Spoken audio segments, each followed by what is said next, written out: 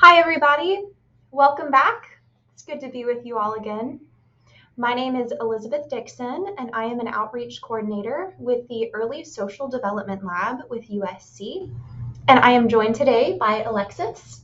And I'm a graduate student in the Early Social Development Lab at USC. And today we are going to jump in and talk about resiliency in preterm babies. And so I'm excited to have this conversation with you, Alexis, because it feels like when we talk about preterm births, we often hear a lot about the risks and developmental challenges that can accompany preterm births. But we don't always talk about the resiliency that preterm babies can experience. Do you have any experience with this, or do you see that at all in practice? Well, we definitely see a lot of preterm babies in our lab, and I've been doing a lot of the neonatal assessments on these preterm babies. So parents come into the lab and they talk about how their baby is preterm, and they've heard a lot of concerning things from their doctors, and they want to make sure that their baby is being monitored, and they've heard less positive things. So I'm really excited to be here to talk about this too, because I think it's really relevant for our families and other families out there. Yeah, exactly. And so this made me, think through things and do some research myself. And I came across an article that is going to provide us with some guidance and some feedback on this very subject. This is an article called Risk and Resilience in Preterm Children at Age 6. And it was published in 2015 from the University of Wisconsin-Madison, the University of Missouri-St. Louis, and Purdue University. And here, the authors acknowledged the developmental problems that can often accompany preterm birth, but they also highlighted that preterm infants can display significant resilience and that there actually is great variation in how preterm babies develop.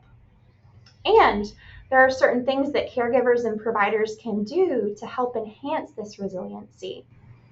And so this study looked at some of those factors that helped promote resilience in children at 6 years who were born preterm. And so I wonder, Alexis, based on what I've discussed and based on your experience with this population, can you guess maybe what some of these factors might be? I think that there are a lot of options of things that could affect resiliency across the lifespan for children born preterm. But I'm thinking particularly in this 0 to 6 area, I'm wondering if number of words spoken in the home, that's a big one that could affect it. Or, how much parents are talking to their babies throughout their day and narrating what's going on. Yeah. Kind of trying to scaffold that development. Yep. You're onto something. You sure are. All right. Well, before I jump in and share with you what those factors were, I'll read you the hypothesis from the researchers really quickly. So the researchers hypothesized that for preterm babies, fewer neonatal health outcomes, better early cognitive skills, longer toddler delay times, more positive early parenting, higher SES assets, and few maternal depressive symptoms would predict resilience. Okay, so they kind of thought the same thing as me with the positive parenting strategies. Mm-hmm. They sure did, yeah. So did they find that their research supported that hypothesis? They actually did. So there were 2 factors that they uncovered that actually helped promote resilience in preterm babies. And I'm going to give you the first factor today, and then next time we meet, I'll share with you the second one. But the researchers did find that the presence of positive parenting and positive parent-child interactions was one significant factor that really shaped the child's resilience. They found that less negative parenting, which they defined as lower levels of anger and criticism, predicted a child's likelihood of resilience. And so they defined positive parenting as sort of being very responsive to the child's needs, showing a lot of acceptance, and providing different stimulating and organized environments for the child. And so with that being said, I'm wondering if we can talk a little bit more about how parents can encourage those positive parenting interactions with their children. Because we know, like, positive parenting interactions, positive parenting, we know those terms and we know that's really good for our children. Um, but how can we practically encourage that? And what are some things that these parents can practically do to really encourage that, especially for their babies born preterm? Absolutely. So I think a lot of what we talked about in our previous videos is how to support development across multiple domains in non-preterm children.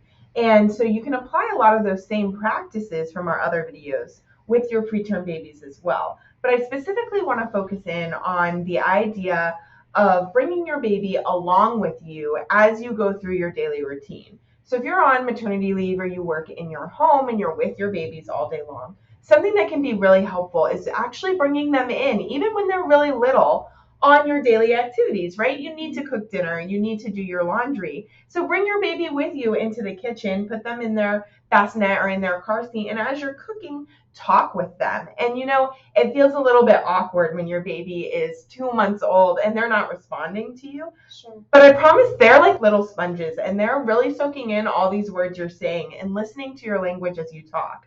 So even narrating, we're going to make some macaroni and cheese tonight. I'm going to pour the noodles in the pot, and things like that are really going to help your baby's language development later on. And language development then will cascade into a whole bunch of other different developmental domains that you'll be supporting by narrating. Or when you're doing laundry, oh, I'm folding laundry today. Do you see these pants? And you can even show your baby. And it feels really silly because they're not going to engage with you at these very young ages. Yeah. But what you're doing is setting a baseline. So as they get older, they've already been involved in these activities some. So, when your 1-year-old is around your house and you're doing laundry, maybe they can match socks for you. And your 2-year-old can step up on a step stool and help to mix the macaroni in a pot while it's boiling. Mm-hmm. That's great.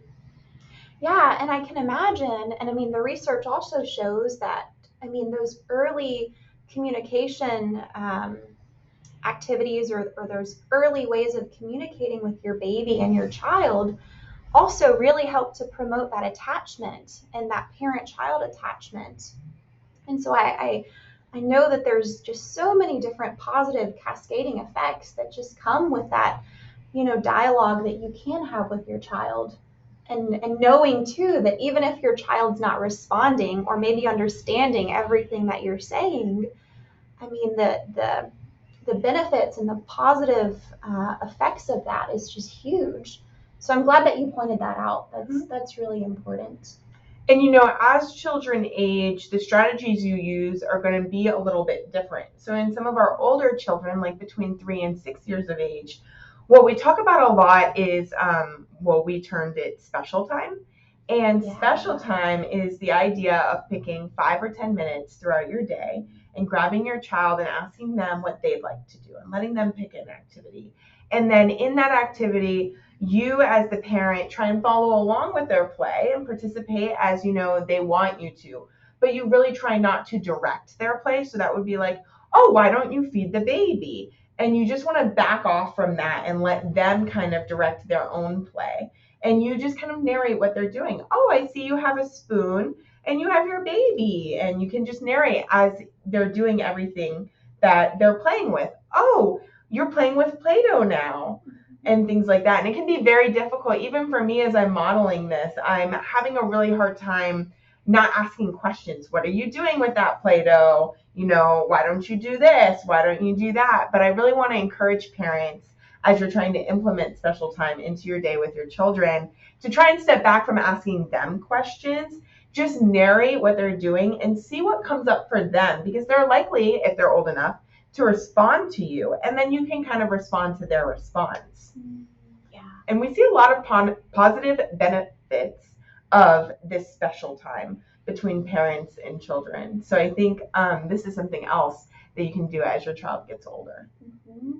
Definitely. I'm really glad that you mentioned that, because I can imagine too, and have seen as well, that can also really help to promote sort of their self-efficacy and their their ability to really be confident in themselves and really feel special because somebody else is paying attention to them and noticing all of these different things that they're doing. And so from their perspective, I can imagine that to just be very helpful and stimulating, and again, helpful for that parent-child attachment as well. Absolutely. So we see with special time, parents who are able to implement this without being directive or asking too many questions actually open the lines of communication between themselves and their child. And their child might be more likely to ask them questions and to bring things to them because they know, and just like you're saying, they feel important and that somebody's taking an interest in what they're interested in. So they trust that, when they pick a flower and they bring it to you to show you what's going on with it, you're gonna take an interest in that. That's a really good point. So we talked about just ways to really promote that parent-child relationship and those parent-child interactions. You mentioned with some of the earlier or some of the younger babies, it can be really good to bring them with you, to take them with you to new environments, show them new things, keep them close, and to talk to them regularly so that they can really build that attachment with you and start to learn new words and start to be able to interact with you in that way. And then we also talked about maybe, for some of the older kids, really helping to narrate their play or working to narrate their play to just really promote that communication and that interaction and that self-efficacy. Is there anything else that would be helpful for parents to know about related to this specifically, you think? I think it's just really important to know, especially with preterm babies, that as you're, tracking your baby's milestones, just give your baby grace to kind of reach these milestones as it's developmentally appropriate for them. And try not to compare your baby, especially your preterm baby, to the babies around you because you don't know their preterm status. So your baby might be 4 months old and not reaching for an object yet, and their baby might be 4 months old and reaching. But it's perfectly developmentally appropriate for your baby to not be reaching yet. And so just making sure that you continue to have and try to have a positive outlook on these things and give your baby time to kind of grow into these developmental milestones before becoming too concerned. Yeah, that's a really good point. Because like this article shows, babies born preterm may show some delays at first, but they do have the potential to really develop that resilience and really overcome some of those obstacles, perhaps with their development. It just might take them a little bit of time, and they might need some of this additional support and these additional interventions to really help shape that. And Elizabeth, what we find with preterm babies is that under the age of 2, we actually adjust to account for their pretermness, as I'm going to say it. Yeah. And so what that means is we might subtract however long they were preterm. So say a baby was born 6 weeks preterm and is 4 months old. Well, when we score their developmental assessments, we're going to score them on par with a 2.5-year-old. Because developmentally, that's where we would expect them to be. But by the time they reach 2 years old, we actually don't adjust for their pretermness anymore because most babies at that age have overcome the need for adjustment and caught up to their peers. Yeah. So it's definitely happening during this neonatal period. Your preterm baby is going to grow and develop and catch up with their peers, and you'll start to notice them getting closer and closer to their peers' milestones. That's a really good point. I'm glad you mentioned that. All right. Well, thank you all for joining us today. Next week, we are going to talk about the second factor that the researchers noted that really, again, helped to shape preterm babies' development and really help to promote resilience in children age 6 who were born preterm. So join us next time. We look forward to seeing you then. Drop any comments in the chat if you'd like. See you later.